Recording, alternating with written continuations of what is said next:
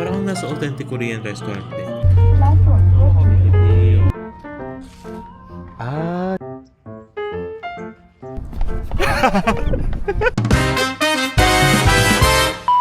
Good morning guys! Welcome to another day here sa Seoul, South Korea. Andito tayo ngayon pa rin sa Hongdae. Ang goal namin today is pumunta ng Nami Island to see the scenery there.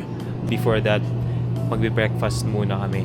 And since na sunod-sunod na yung araw na medyo magastos, today is a budgeted day. Dito kami kakain sa convenience store. Napansin ko dito, yung mga quality ng food is magaganda and mga mura lang sa convenience store. Nandito kami ngayon sa E-Mart, pero halos lahat ng convenience store may ganitong mga option. Ito yung bibilin ko. Siya ay 5,300 or 200, around 200 pesos lang. Bento box na, no? May meat na siya, kompleto na, may veggies and may rice. Ayan. And then marami rin mga ganitong options dito. May burger. Kano ba tong burger na to?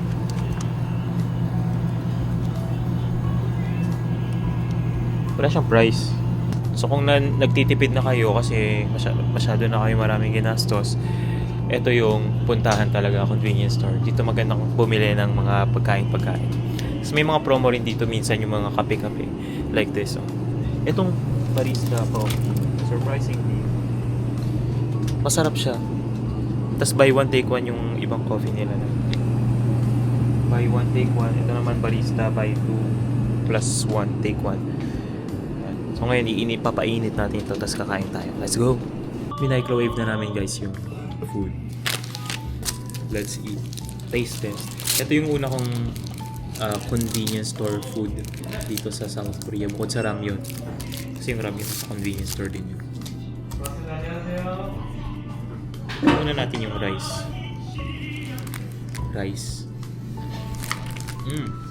Hindi pa siya masyadong mainit. Wait. Pero parang okay na naman. Iinitin ko pa ba? Alam mo, iinitin ko pa 30 seconds. Ayan. Etong kape, masarap to. Ito yung medyo matapang. Tapos ito, medyo caramel siya. Lasang candy. Masarap rin naman. Buy one, take one. Uy, 80 pesos lang halos. Ay, tama no? 80 pesos buy one, take one. Sa 40 pesos. 40 pesos isa nito? 45. Mas masarap pa nga ito sa pick-up. Kaya pa sa pick-up.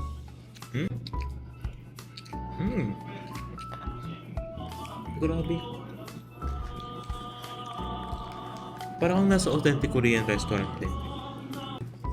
Ito natin yung burger ni Koya.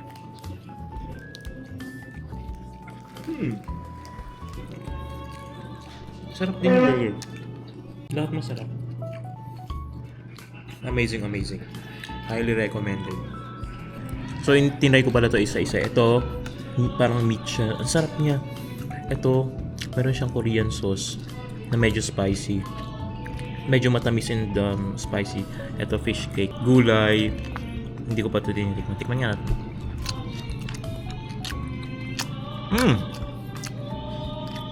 Hindi ko malaman kung ano to, pero parang siyang ubod ng bamboo. Ito, kimchi.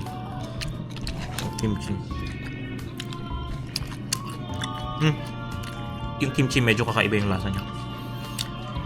Rice good. Sausage super good.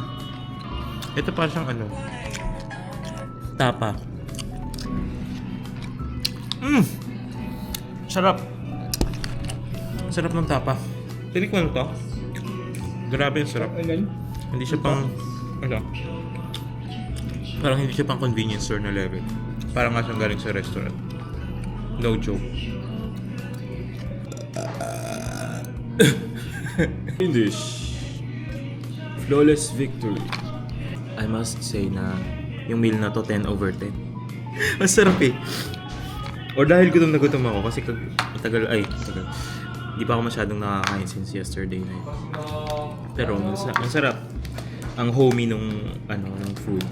So, para kang nasa authentic Korean restaurant sa Pilipinas. Tapos itong kape, masarap din. Paubos na siya. Ito 8 over 10. Ito 9 over 10. 9 over 10. Let's go! I'm so ready. Andito na kami guys sa train station papunta ng Nami Island. Ang tagal nung unang train. Mga ilang minutes ba yun? Parang ilang oras yung unang train natin? Ilang oras yun? 30 minutes. Nakatulog ako. So bali from Hongdae guys, sumakay kami ng train papunta ng Mango Station. Tapos ngayon, ang line naman is yung Gyeongchun line. Grabe ang lamig. Tapos kami lang yung tao dito halos sa train station. Papunta sa Sinay line. So this is the Gyeongchun line. Gyeongchun line. Andito kami ngayon sa Mango Station. Tapos isang oras daw yan papunta ng Gapyeong. Pupunta ng Nami, mas maaga siguro kung mas maganda siguro kung mas maaga aalis. Para makapag-spend kayo ng more time dun. So 2 hours pala guys yung overall na biyahe mo, no? Parang around that. Tapos, wait. Hindi ko alam kung pwede siyang i-bus, pero ang option na ginagawa namin is yung train. Ilalapit siya sa'yo. Uliin mo nga, tapos iuwi natin sa Pilipinas. Lagyan natin sa maleta. Tataka yung siguro sa security. Bakit may ibon sa loob? Yung mga pigeons din dito nag-skincare eh. Tingnan mo mukha silang alaga. Malulusog sila eh.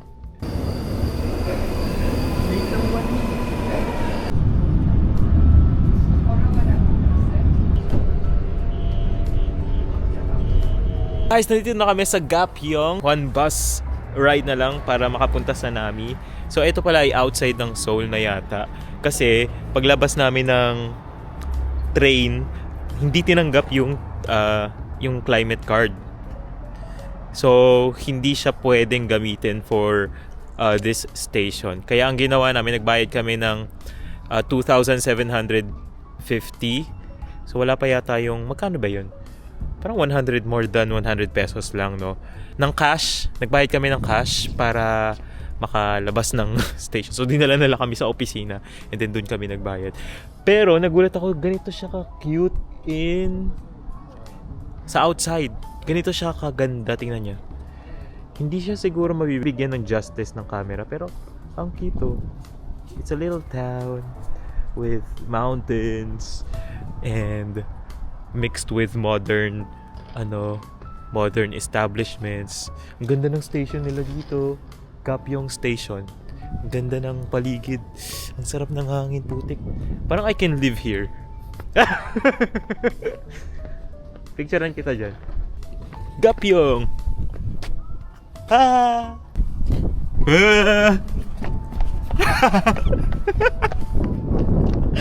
Nag-enjoy. Gapyeong!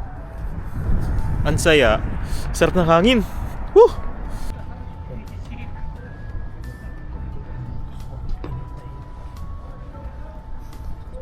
So dito lang sa labas ng Gapyeong Station guys, yung bus stop. Punta ng Nami and it's gonna be a quick ride. Dito kami naghihintay ngayon. Tapos ang ating bus ay 10-4. Tapos expected is 4 minutes lang daw yung biyahe. Ang cute ng place na to, kaya ako nakasmile kasi para siyang Seoul pero wala siyang masyadong building. Tapos ang ganda ng station. Sa video parang hindi masyado pero sa personal ganda. Gapyeong Station. Ang galing guys, meron sila ditong wait lang, maing. Dito sa bus station, meron silang parang room na may heater daw. Try nga natin. Kasi sobrang lamig dito sa kasi sobrang lamig sa labas. Ay, oo nga, mainit nga. Wala, ang galing. Tapos meron siyang MagSafe na charger. May TV. Hindi lang nakabukas. Grabe talaga. Ibang level na ang Korea. Kailan kaya maging ganito sa atin? Ito na tuloy yung labas pa to ng Seoul ha. Ang sarap dito, ang init. Hindi ko inakalang sasabihin ko yun sa lifetime ko. Ang sarap pag mainit. Kung nasa Pilipinas ka kasi pag mainit parang nakaka-stress.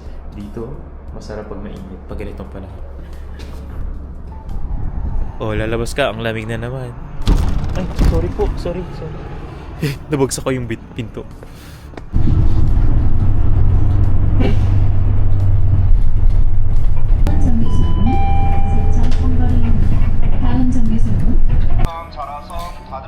Nandito lang kami ngayon sa may ferry station papunta ng Nami Island. Meron rin daw option na mag-zipline.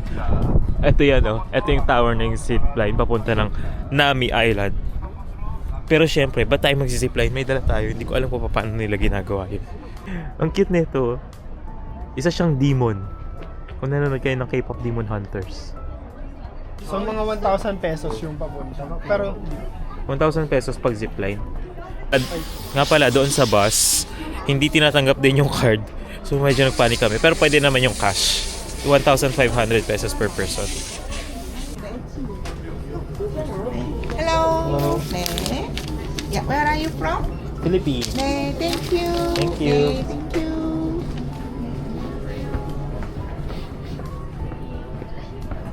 yung nasa loob na lang pala. ขอบพระคุณทุกท่านที่มาชมสารพลังงานรัฐนั้นดินแดนพยาทุกท่านทุกคนที่ก็ยัง Asan yung Philippines? Ah, ayun. Nasa entrance. Nakita nyo ba? Ayun yung Philippines. So guys, nandito kami ngayon sa labas na sa may taas na part ng ferry papunta ng Nami Island. Pero meron din dito na part na mainit, may heater. Pwede kayong pumasok. Sa baba, ganon. Tapos dito sa taas meron din. Ito siya.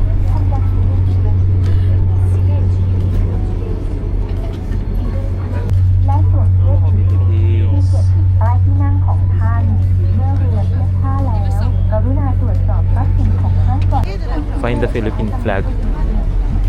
Hindi mo makita. Diyan. Malaysia ba yan? Etong hindi mo malapit yung Philippines and South Korea malapit to each other. We are siblings, guys. Wow. Pagbabang. Ito yung mag-welcome sa isa Nami. Oh, sorry. Mahaba na yung pila sa pabalik. So same kasi yung boat na sasakyan ng mga pamuntahin pabalik. Balikan lang talaga siya. And humahaba ang pila niya, oh. Paano kaya kung hindi mo naabutan yung last trip? Mag-overnight ka dito sa Nami.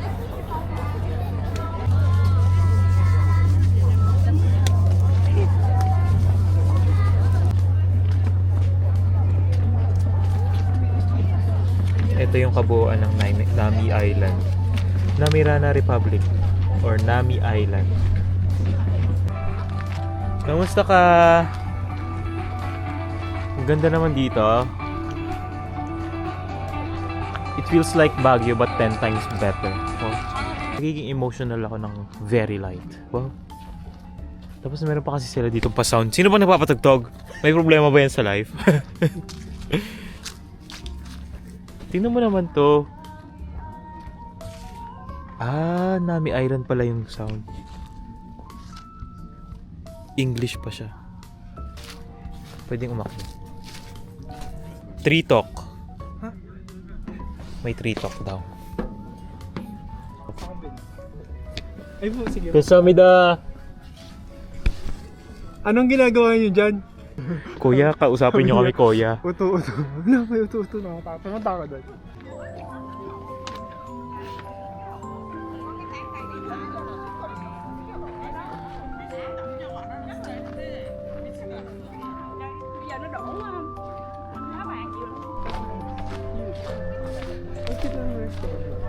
Ano ba pa-video si ate?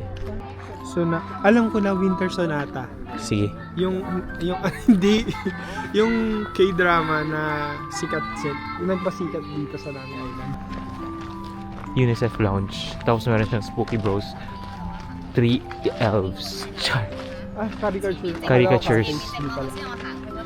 It's a cute little place for caricatures. Fluffy. Ito ba i-demon din? Ba't ang cute niya? Ang fluff. Matigas naman pa. Ba't mo sinuntok? Tingnan ko lang kung gano'n siya ka. Okay. May park. Playground Bike daw. Bike rental. Ay, gusto mo mag-bike? Okay. Oo. Okay. Gusto. Hindi gusto ko actually. Okay guys. Spontaneously, magbabike tayo. Kulang pa yung aming leg exercises nitong mga nakarang araw. Nag-hike, naglakad ng marami. Magbabike pa tayo. Dito siya malapit sa may UNICEF Lounge. At may ganun din, no? Parang roller coaster ba? Ang cute, ang galing. Parang roller coaster. 양반 안 살 것 같은데. Two single bicycle return time. Okay. Samida. So yung bike rental, guys, is parang 200 pesos per 30 minutes. Tapos may additional charge pag nag-overtime ng 10 minutes na mga 120 pesos. Okay na, no? At least mabilis mo maiikot tong Nami Island. Ayan siya.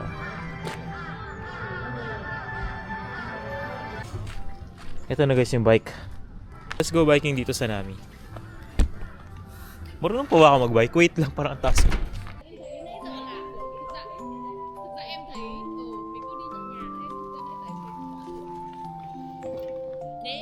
Masarap mag-bike dito guys ha. Ang lamig. Kasi may mga makikita ang zoo. Ay, peacock. Kalaw ba yun? Ba't parang di gumagalaw? Statwa lang. Sana ibuka nila yung kanilang feathers. Ayun. Tapos dito tayo take natin tong route na to paikot ng ilog. Meron pala dito ganito na wooded pathway. Ganda ng ilog.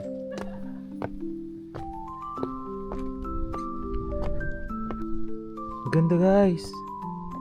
Nakakatakot lang baka mahulog eh.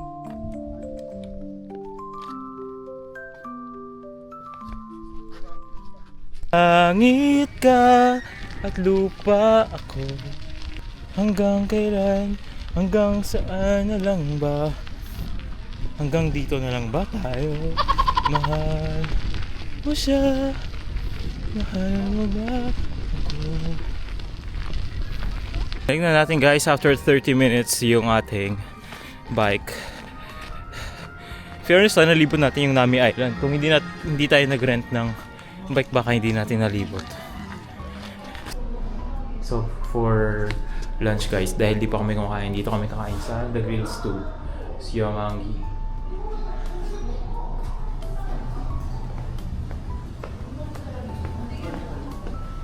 Uy, isa lang. Sama na. Yan, let's eat. I'm so ready. Ito na guys, dumating na yung order. Mainit daw pala tong lunchbox. So kailangan siyang i-shake. Tapos may gloves silang ibibigay para syempre hindi ko makakasulit.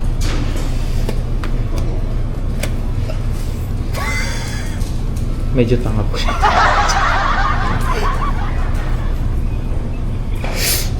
Siya, yung nag-abot, nakatingin. sabi ko ng hawa. Sabi ko na habang mga Pinoy.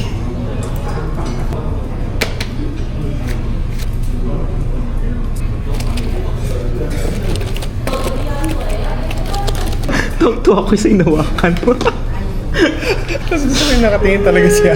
Kasi Okay, let's eat. Tapos ito naman yung noodles. In fairness, sobrang bango nung lunchbox. Guys, lunchbox siya. So ito pala yung tradition dito. Naka-metal container yung lunch. Yung rice with kimchi and meat and all. Good seasoning from Korea. And then, just shake mo siya ng ganun. Ito daw yung specialty. Tapos naka-feature siya dun sa mga booklet ng Nami Island na binibigay nila. Pwede kayong kumuha sa may station. rice, meat, and kimchi rice with spam. Hindi, masarap.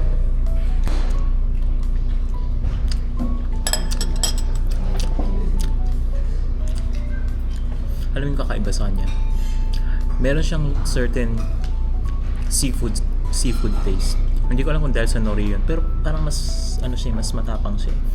Kasi parang nung binuksan yung lunchbox, naamoy ko na parang may shrimp na scent or amoy. Ayun yung lasa niya. And ang sarap niya, ang linamnam niya. Para siyang umami umami flavor. Yun. Tikman naman natin yung noodles. Malamig. Cold noodles siya, guys. May ice siya. I-expect ko pa naman. Mainit yung kakainin namin. First time kong kakain ng cold noodles. At least na-try na natin, di ba? Tikman natin. Interesting. Wala siya masyadong lasa actually. This here? Yeah, this is spicy sauce. Spicy and this is sauce. sour. Okay, you put it here. Okay. Kaya naman pala. Nilalagyan pa pala siya ng seasoning. May nilalagyan ko ng suka. Ay, masyado ko mga Nilalagyan ko siya ng suka, spicy sauce, and then suka. Vinegar daw.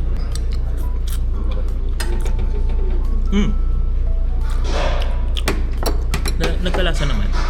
Para tong may lasang wasabi ng konti. Hindi ko masyadong lasahan yung asim, so dadagdagan ko ng suka ang konti.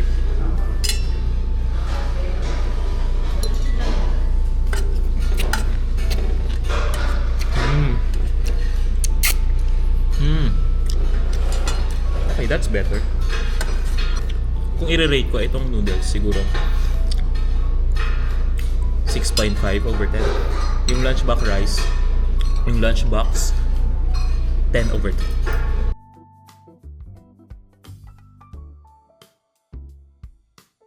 Sarap guys yung lunch, yung pagkain doon sa kinainan namin, especially yung lunchbox. Nagustuhan ko yun. That's 10 over 10 for me.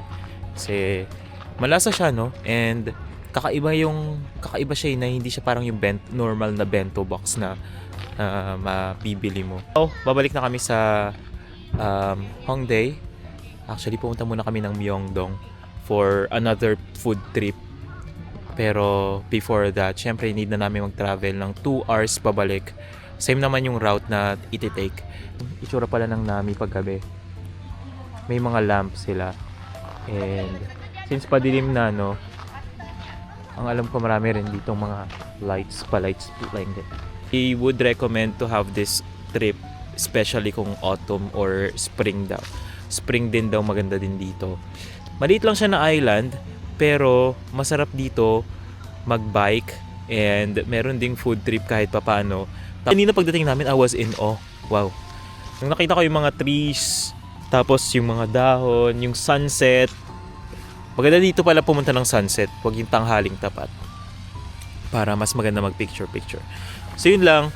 Thank you so much for watching this video. See you in our next adventure. Bye-bye!